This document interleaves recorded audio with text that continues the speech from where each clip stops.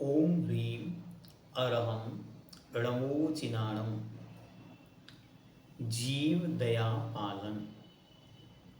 सबसे पहले हमें ये जानना है कि अगर हमने वीतरा सर्वज्ञ अरिहंत महाप्रभु के इस पवित्र जिन शासन को स्वीकार किया है तो भगवान ने कहा कि आपके इस देह अर्थात शरीर के अंदर एक आत्मा विराजमान है जो आत्मा परमात्मा अर्थात भगवान बन सकती है।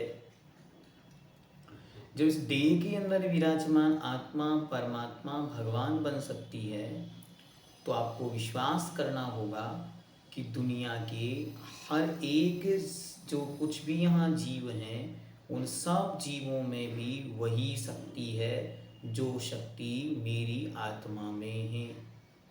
जब दोनों की शक्ति समान है तो फिर दोनों में जितना हमें अपनी रक्षा का भाव है, जितना हमें अपने संरक्षण का विचार है, जितना हमें अपने सम्मान की चिंता है, इतनी ही हमें संसार के प्रत्येक वस्तु और प्रत्येक जीव के प्रति करनी होगी। यदि हम नहीं करेंगे तो मार्ग विपरीतता की ओर चला जाएगा। तो जब हमें अपनी आत्मा के कल्याण की बात आती है तो हम दूसरों के विषय में भी सोचें। जब हम अपने लिए अच्छा चाहते हैं तो दूसरों के लिए भी अच्छा सोचें। इससे प्रारंभ होती है अहिंसा, जीव दया, जीवों पर करुणा। कितना सुंदर पंक्ति है, जीवन भर याद रखना। क्लिष्टेषु जीवेषु कृपा परत्वम।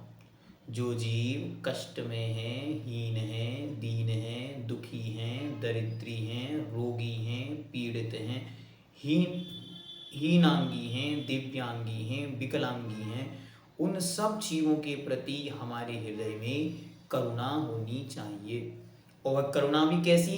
सरोवर के समान होनी चाहिए, अर्थात महान करुणा के साथ हम उन जीवों की रक्षा का विचार करें।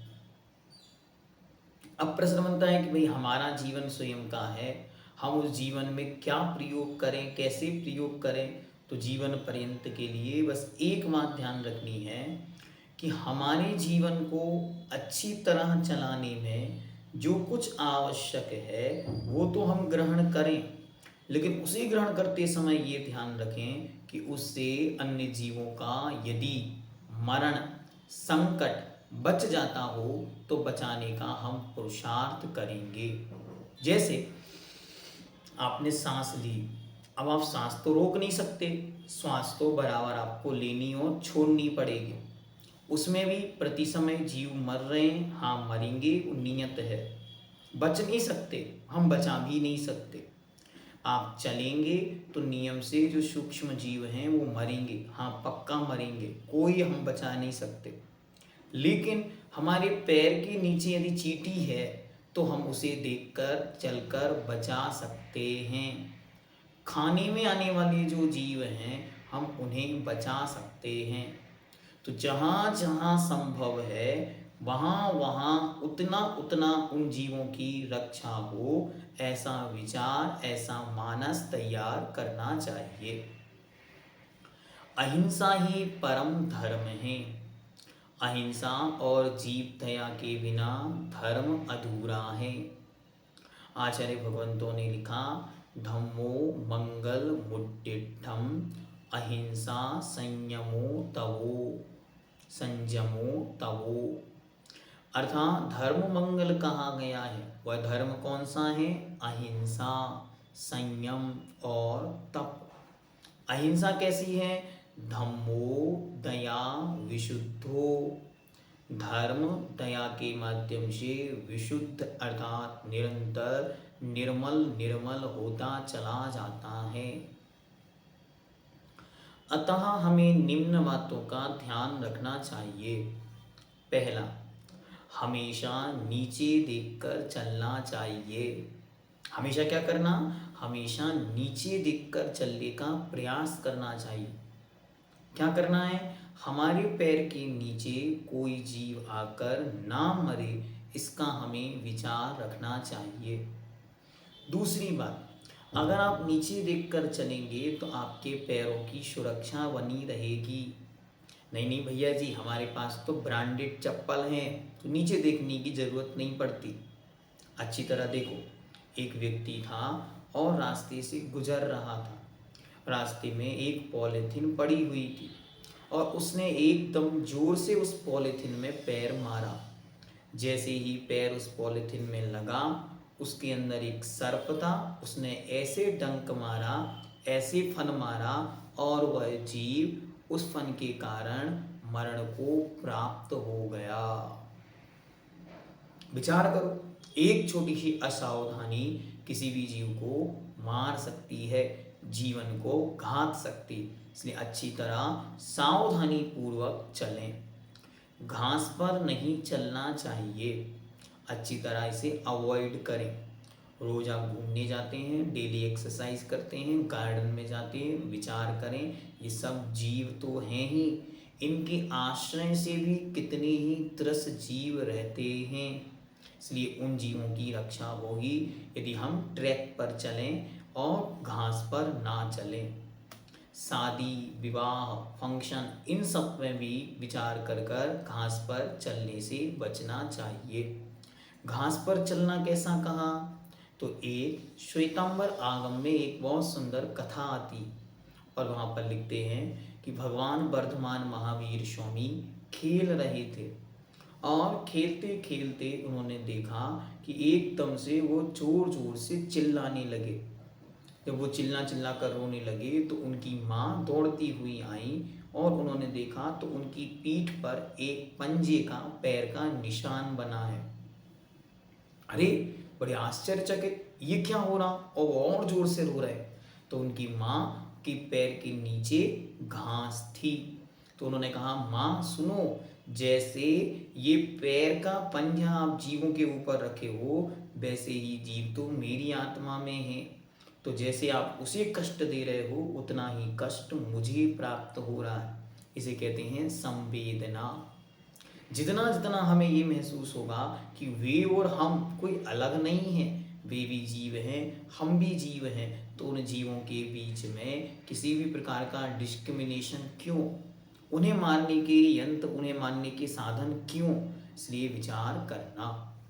फिर लट मतलब इल्ली, जुआ, जो बाल में हो जाने वाले छोटे छोटे से जुएं, चींटी, मच्छर, मक्खी आदि को नहीं मारना चाहिए। हाँ, अच्छी तरह विचार करो, अपने पुरुषार्थ पूर्वक कार्य करके इन जीवों की रक्षा के विकल्प, रक्षा के उद्देश्य और रक्षा के साधन बनाओ। अगर इनकी रक्षा के साधन आपके पास उपलब्ध नहीं है तो ये मानो आप हमेशा हमेशा हिंसक बने रहेंगे। जैसे जैसे आप जब भी सोएं मच्छरदानी का प्रयोग करें, लेकिन ऑल आउट या और भी प्रकार के मच्छर को मारने के साधनों से बचने की कोशिश करें। दूसरा, यदि आप अपने जीवन पर्यंत अच्छी तरह जीवों की रक्षा करना चाहते हैं तो झूठन छोड़ना बंद करें। झूठन में बहुत सारे जीव उत्पन्न होते हैं, बहुत सारे जीव उसमें आते हैं और जब आप साफ सफाई करेंगे वे सब मर जाएंगे। क्या करना, जब आप कोई भी मीठी वस्तु का प्रयोग करते हैं तुरंत उसके बाद उस पात्र को, उस बर्तन को, उस गिलास को धोकर रख दें, जिससे उसमें जीव उत्पन्न ना हो, अन्यथा जीव उत्पन्न होंगे और वे सब मरण को प्राप्त होंगे। अब मानो आपने शाम के समय में दुग्ध पिया और दूध पीने के बाद गिलास को यूं छोड़ दिया, क्या होगा, सुबह तक उसमें हजारों चींटियां लग जाएंगी। अब उन चींटियों को भगाने का उपाय तो आपके पास है नहीं, तो आपने पानी में गिलास को डाल दिया या गिलास में पानी डाल दिया, सैकड़ों चींटियां at a point on the spot मरण को प्राप्त हो गई। क्या करना आपको, विवेक पूर्वक घर गृहस्थी के कार्यों को करने से जीवों की रक्षा हो सकती है। अनावश्यक पानी फैलाना, इसे देखो किन किन चीज़ों से बचना है, तो पहले कह रहे हैं अनावश्यक पानी फैलाना, जितनी आवश्यकता है उतना पानी का प्रयोग करें। अनावश्यक पानी न फैलाएं। प्रकृति अच्छी तरह समझा रही है, मान जाओ, वरना समय के साथ बहुत बुरी स्थिति बनेगी। जितनी जितनी धरती गर्म होगी उतनी उतनी प्रचंडता में बारिश होगी, और जितनी अधिक बारिश होगी उतनी अधिक फिर जाकर सर्दी पड़ेगी, और फिर क्रमशः ये ऋतु चक्र बिगड़ेगा, तो सारा का सारा मौसम आपका जीवन संकटग्रस्त हो जाएगा। इसलिए बहुत अच्छी तरह प्रयास पूर्वक अपने आप को इन चीज़ों से बचाओ। पानी का जितना वेस्ट होगा उतना पानी कम होता जाएगा, वाटर लेवल गिरता चला जाएगा, इकोसिस्टम बिगड़ जाएगा, पीने के पानी को तरसने लगेंगे लोग। भैया जी हमें तो कोई टेंशन नहीं, हमारे यहाँ तो 3 बोरिंग है, एक खत्म होती है दूसरे का प्रयोग करते। ये समझो ये जीवन अकेली अभी और हमारे लिए नहीं है, आज से 10 साल 20 साल 25 साल बाद पीने के पानी को तरस जाएंगे। आने वाले जीवों को क्या होगा, इस पर विचार करके पानी का दुरुपयोग बचाएं। कैसे कैसे बचा सकते हैं? आपका शॉवर, आपका वॉश बेसिन, फ्लैश, और गाड़ी को धोना, टूथपेस्ट करते समय नल को पूरा खोलकर रखना, कपड़े धोते समय पानी निरंतर चल रहा है उससे बचना। छोटी छोटी सी आदतें अगर हमारी सुधर जाएंगी तो अच्छी तरह पानी बच जाएगा। दुनिया में कहीं भी कभी भी आप अनावश्यक पानी को फैलते हुए देखें, तुरंत उसे बंद करें। ये नहीं सोचें हमारा थोड़ी ना फैल रहा है, दूसरे का फैल रहा है, ये नहीं सोचें। ये सोचें ये धरती, ये पृथ्वी हम सबकी है। जब धरती का वाटर लेवल पानी नीचे चला जाता जा रहा है और ये निरंतर चला जाएगा, मानो किसी दिन समाप्त हो गया, तो पड़ोसी कोई परेशानी नहीं आएगी, आपको भी परेशानी भोगनी पड़ेगी। इसलिए ये मत सोचो कि यह संकट दूसरों का है, हमारा नहीं। इस संकट को अपना मानकर उसका उपयोग करें, समझें। फिर अनावश्यक लाइट, पंखा आदि चलता हुआ नहीं छोड़ना चाहिए। आपने लाइट चालू की और छोड़कर चले गए, खूब सारी लाइटों का प्रयोग कर रहे हैं, निरंतर एसी का प्रयोग चल रहा है। आज तो ठंडी में बैठे हो, क्या घर से बाहर नहीं निकलोगे? आपके घर में जो ठंडक करने वाला एसी है वो बाहर के क्लाइमेट को गर्म कर रहा है। हाँ, अगर विश्वास नहीं तो कभी उस एसी के दूसरे हिस्से पर जाकर घंटे भर बैठो, आपको पता चलेगा कि कितनी एनर्जी, कितनी हीट, कितनी गर्मी हमने एनवायरनमेंट को दे दी। उससे क्या हुआ? उससे बाहर का टेम्परेचर बढ़ता बढ़ता बढ़ता चला जा रहा है। 47 48 अच्छा लगा इस बार, अगली बार आप 50 और 50 अबव भी देख सकते हैं। हाँ, स्वागत है आप सबका 50 टेम्परेचर में। हाँ, ये स्थिति बन सकती है। राजस्थान, दिल्ली और मध्य प्रदेश के एरिया सतर्क रहें, क्योंकि यहाँ टेम्परेचर बहुत मात्रा में बढ़ रहा है। तो आपको क्या करना, लाइट और लाइट से युक्त जो उपकरण हैं इनका प्रयोग कम करने की कोशिश करें। फिर आगे आदि कार्यों में जिन में भी बहुत अधिक इन्वायरमेंट का नाश होता है, इन कार्यों से बचने की कोशिश करें।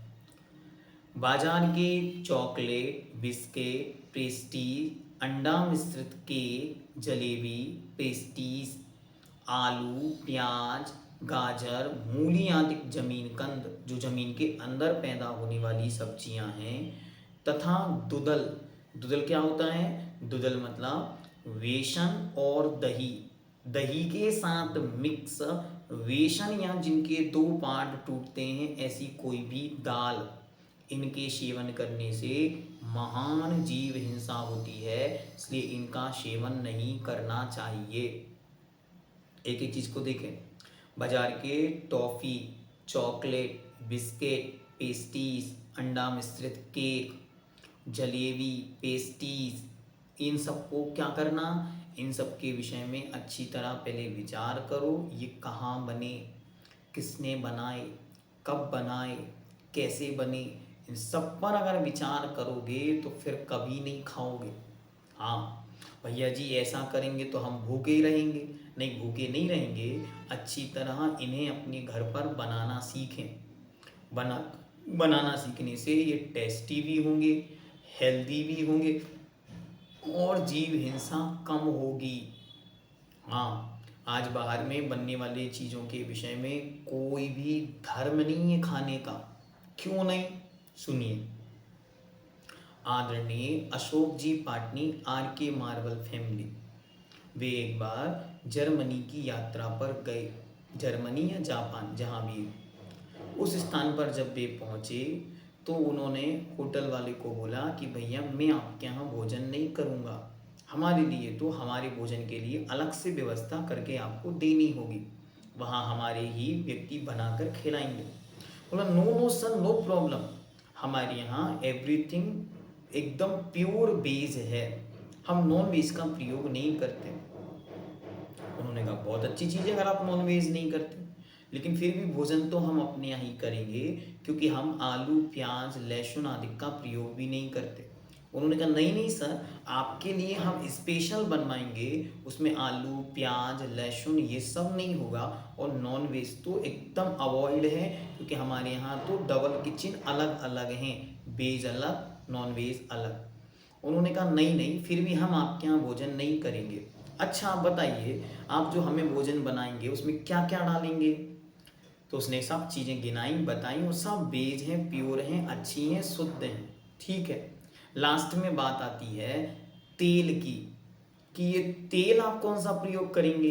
तो बड़ी अच्छे गौरव और गरिमा के साथ कहता है I will use pig oil.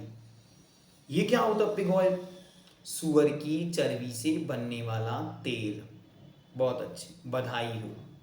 क्या बधाई हो? हाँ, इसलिए अच्छी तरह विचार करो कि आज डिब्बे में बंद, पैकेट में बंद, मोबाइल देवता की कृपा से यहाँ बोलो वहाँ सब उपस्थित है। हाँ, जोमेटो स्विगी सब जगह से आ रहा है, और हम बिना विचारे बिना देखे कब कहाँ किसने कैसे बनाया क्या है, और उसे उठाकर खा रहे हैं।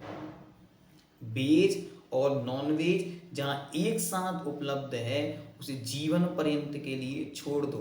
आज ही सब नियम लो कि हम लोग जहाँ वेज और नॉन वेज एक साथ बनता है, ऐसे मेस, ऐसी होटल, ऐसे हॉस्टल और ऐसे पार्टीज या ऐसे स्थानों पर कभी भी भोजन नहीं करेंगे। क्यों? अगर उनको भोजन बनाते समय चम्मच की कमी पड़ी तो वे दौड़कर नॉन वेज चम्मच का यूज कर सकते हैं। उन्हें दूसरे पात्र की जरूरत पड़ी तो वो कोई भी पात्र यूज कर सकते हैं, क्योंकि उनका कोई धर्म नहीं है अंदर। उनको तो आपको सर्व करना है, बस बाहर वाले को ये दिखाना है वेज किचन अलग है, नॉन वेज किचन अलग है। और मैं आप सबसे रिक्वेस्ट करता हूँ, जिन सबको होटल में खाने का खूब शौक लगता है वो क्या करें, वो एक बार अच्छी तरह होटलों में जाकर उनके रसोई घर, उनके जो बनाने वाली जगह है वो जगह को देख कर आएँ, तो आपको विवेक और बुद्धि जागृत हो जाएगी। भैया जी ऐसा चलेंगे करेंगे तो हम लोगों को खाने को क्या मिलेगा? हम आपको बताते बहुत अच्छी तरह जीवन में सब कुछ उपलब्ध है। आप फ्रूट्स खाएं, आप ड्राई फ्रूट्स खाएं, आप जो सामने अच्छी तरह बनाकर कोई वस्तु दी जा रही है उसे भी आप खा सकते हैं, प्रयोग में ले सकते हैं। लेकिन डिब्बा बंद, पैकेट बंद और जो ऑर्डरों पर यहाँ वहाँ से आ रहे हैं उनके विषय में कोई विचार नहीं। फिर क्या कहते हैं, आलू प्याज गाजर मूली ये जमीन कंद हैं जो जमीन के अंदर पैदा होते हैं। इनके विषय में एक चैप्टर आएगा अवक्ष नाम का, जब उस पर विस्तार से चर्चा हम करेंगे। अभी यहाँ इतना बस जानना है कि जो जो चीज़ें जमीन के अंदर उत्पन्न होती हैं उनके अंदर एक्सेस हीट होती है। एक्सेस हीट होने के कारण, एक्सेस कार्बोहाइड्रेट होने के कारण उनको बहुत ज़्यादा पानी की आवश्यकता लगती है पचाने के लिए, और उन्हें पचाने में बहुत ज़्यादा टाइम लगता है। इस कारण वह हमारी बॉडी में बहुत ज़्यादा स्टार्च बनाने लगती है, और उसके कारण मोटापा बढ़ना, एसिडिटी बढ़ना और दुनिया भर की प्रॉब्लम्स बॉडी में क्रिएट होती। इसीलिए जिन जिन को लगता है कि मोटापा खूब बढ़ गया है, बेली फैट है, बैक फैट है, बहुत ज़्यादा मोटापा है, उनको आज से ही आलू का त्याग कर देना चाहिए। आलू आप छोड़ेंगे, महीने भर में आपका वजन कंट्रोल में आ जाएगा। क्यों? क्योंकि आलू से स्टार्च बनता है जो बॉडी में भरता चला जा रहा है, और भरते भरते उसकी स्थिति यूँ हो गई है कि वो बाहर दिखाई देने लगा। तो उससे भी आप बच सकते हैं। फिर दुदल, हाँ, इसके विषय में सब अच्छी तरह आज विचार करो और जीवन पर्यंत के लिए इसका खाना छोड़ो। क्यों? क्योंकि इसके बिना आपका जीवन अच्छी तरह चल सकता है, इसमें कोई बाधा नहीं आती। दुदल क्या होता है? दुदल मतलब बेसन, या बीज से जो टूटकर दो भागों में बट जाता है, ऐसा कोई भी अन्न, जैसे चना बीच में से टूटा, दो पार्ट में बट गया, ऐसे जितने भी दाल हैं, जितने भी अन्न हैं, अनाज हैं, वे सब यदि दही के साथ मिलते हैं और उन पर जिह्वा मतलब जीव की लार से मिलते हैं, तो उनमें असंख्यात असंख्यात जीव उत्पन्न हो जाते हैं, जो खाने पर बहुत सारी बीमारियां आपके शरीर में उत्पन्न कर सकते हैं। इसलिए इसको खाने से बचना चाहिए। और बहुत अच्छी तरह जो राजीव दीक्षित जी हुए, उन्होंने इस पे एक्सपेरिमेंट किया और उन्होंने इस पे जाना कि स्किन डिसीजेस पे भी ये इफ़ेक्ट करता है। इसलिए दही के साथ मिला हुआ बेसन कभी ना खाएं। हम खाते नहीं, कैसे नहीं खाते सुनो, अच्छी तरह जहाँ जहाँ भी क्या बन रहे हैं, ढोकला जिसको बोलते हैं खमण, उसमें क्या कर रहे हैं, उसमें आप बेसन और दही दोनों प्रयोग कर रहे हैं। फिर जो दही वाली इडलियां बनती हैं, उनमें आप सावर डालकर खा रहे हैं, वहाँ प्रयोग में आ रहा है। हम उसके लिए बता रहे हैं, जो छोड़ें, त्याग करें या समझें इस विषय को, तो कैसे सूक्ष्मता से ध्यान रखें। बहुत सारे लोग दही की सब्जी को, छोले की सब्जी को खट्टा करने के लिए भी उसमें दही का प्रयोग करते हैं, उसे भी बचना चाहिए। ठीक। फिर आगे बताते हैं, अच्छी तरह आप जो गट्टे की सब्जी बनाते हैं, उस गट्टे की सब्जी में भी बहुत सारी जगहों पर दही का प्रयोग होता है। इसलिए गट्टे की सब्जी खाने से पहले पूछना चाहिए इसमें दही तो नहीं है। अगर दही है तो उसको अवॉइड करना चाहिए। हाँ, नहीं नहीं, गट्टे तो बहुत टेस्टी होते हैं, कैसे अवॉइड कर दें? तो टेस्ट के चक्कर में धर्म को भ्रष्ट बर्बाद नहीं होने देना है, ये ध्यान रखना है। और शरीर का ध्यान रखना है, जीवों का ध्यान भी रखना। बीमारियों का घर बन जाएगा जब ये शरीर, तो बड़ी परेशानियां सामने आएंगी। आप और हम विचार करें, ये शरीर किस लिए था, और आज ये व्याधि मंदिरम अर्थात रोगों का घर हो गया। एक भी व्यक्ति पूरे भारत में आप सर्वे करके देख लो, एक भी व्यक्ति ऐसा हाथ उठाने वाला आपको मिल जाए जिसके घर में एक भी व्यक्ति दवाई ना खाता हो। एक भी व्यक्ति, आप सर्वे कर लो, आज से आप शुरू करो, जिस दिन आपके सर्वे में वो व्यक्ति मिल जाए उसको हमारे पास लेके आओ, हम उसे आरोग्य शिरोमणि की उपाधि से विभूषित करेंगे, उसको सब परिवार पुरस्कार भेंट करेंगे। पूरे भारत में, पूरी दुनिया में एक घर, एक परिवार नहीं बचा जो बिना दवाई के चल रहा हो। क्या हो गया? जीवन इतना सा था और दवाइयाँ इतनी सारी। रोज नाश्ता करते हैं दवाई का, रात में सोने के पहले 4 दवाइयाँ खाते हैं, उसके बाद सोते हैं। हर आदमी कहता है जब तक गोली नहीं खाते तब तक इंजेक्शन नहीं लगाते, हमको तो भूख ही नहीं लगती। व्यक्ति कहते हमको नींद नहीं आती।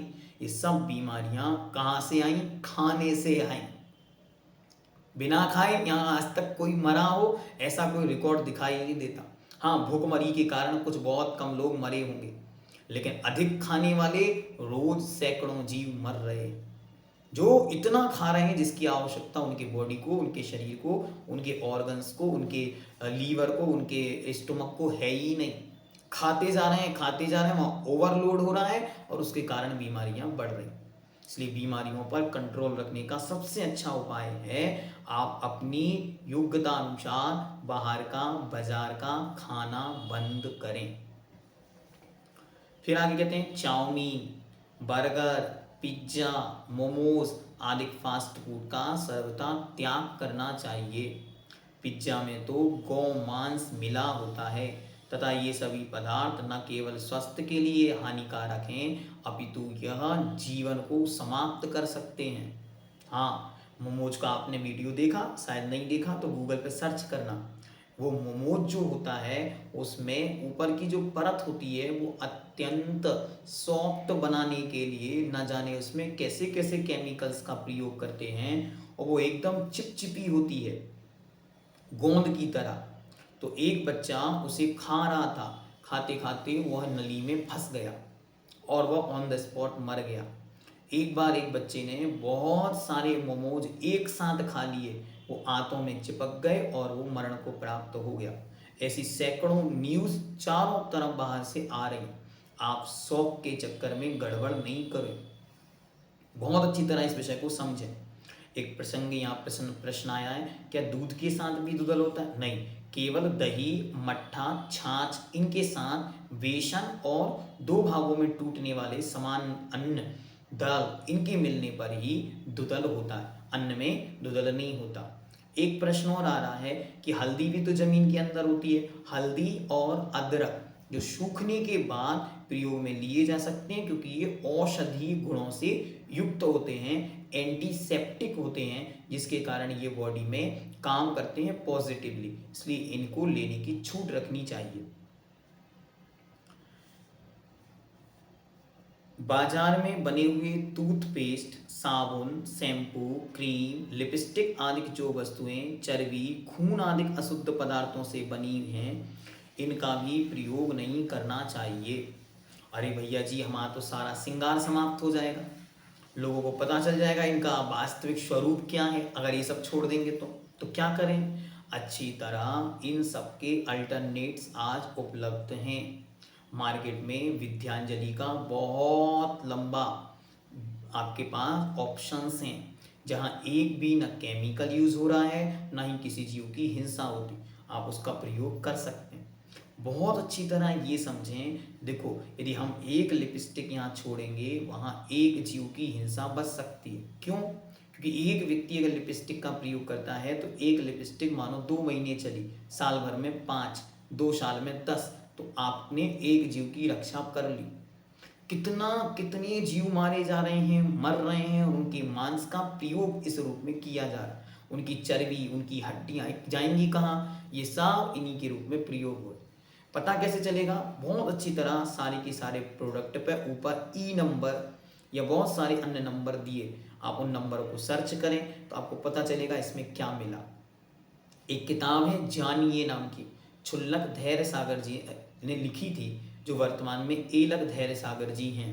आप चाहें उस किताब को भी मंगा सकते हैं, देख सकते हैं, समझ सकते हैं कि किस प्रकार किन प्रोडक्ट में क्या क्या मिला है। उनके अल्टरनेट आज मार्केट में खूब उपलब्ध हैं। और उदयपुर में एक लेडीज़ हमको मिली थी, डॉक्टर सरिता जैन उनका संभवतः या नाम था। उन्होंने बहुत अच्छी तरह हमको बताया, भैया जी कैसे हम लिपस्टिक बनाते हैं, कैसे हम काजल बनाते हैं, कैसे हम साबुन और शैम्पू सब बनाती हैं वो, और बहुत अच्छी तरह उनका प्रयोग करती हैं और सेल भी करती। तो ये सब क्या? अहिंसक होने से, केमिकल रहित होने से हमारे धर्म और शरीर दोनों को बहुत अच्छी तरह प्रॉफिटेबल हैं। बहुत अच्छी तरह समझो, आपने लिपस्टिक यहाँ पर लगाई, लिपस्टिक लगाने के बाद वो सारी लिपस्टिक कहाँ जाएगी? अंदर, बाहर नहीं जाती, अंदर जा रही। तो कहाँ जा रही है? केमिकल अंदर जा रहा है और बाद में वही बीमारी का कारण बने, इसलिए उससे बचने का प्रयास करें। रेशम के निर्माण में भी अत्यधिक हिंसा होती है, इसलिए रेशमी सिल्की जो कपड़े हैं, ऐसे वस्त्र, कमीज, कुर्ता, साड़ी आदि भी नहीं पहनने चाहिए। चमड़े से निर्मित जूते, चप्पल, पर्स, बेल्ट, बैग आदि का प्रयोग भी नहीं करना चाहिए। अच्छी तरह पूछो, लेदर का तो नहीं है, किसी की चर्बी का तो नहीं है। यदि लेदर और चर्बी का नहीं है तो ही प्रयोग करो। आज रबड़, रेगजीन, इनके बहुत अच्छे बहुत सुंदर सुंदर सब चीज़ें उपलब्ध हैं। सन्यासी नहीं बनना आपको कि हमारा तो पर्स हम कैसे लेंगे। अब आपको पूछना है, ये लेदर का तो नहीं है। हाँ, आप लोग तो ब्रांडेड डिमांड करने जाते हैं कि हमको तो लेदर का ही चाहिए, तो उस लेदर से अब बचने का प्रयास करें।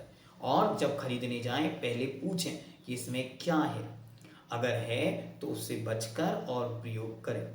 इस तरह हमें और भी अन्य वस्तुओं का उपयोग करते समय जीव दया का ध्यान रखना चाहिए।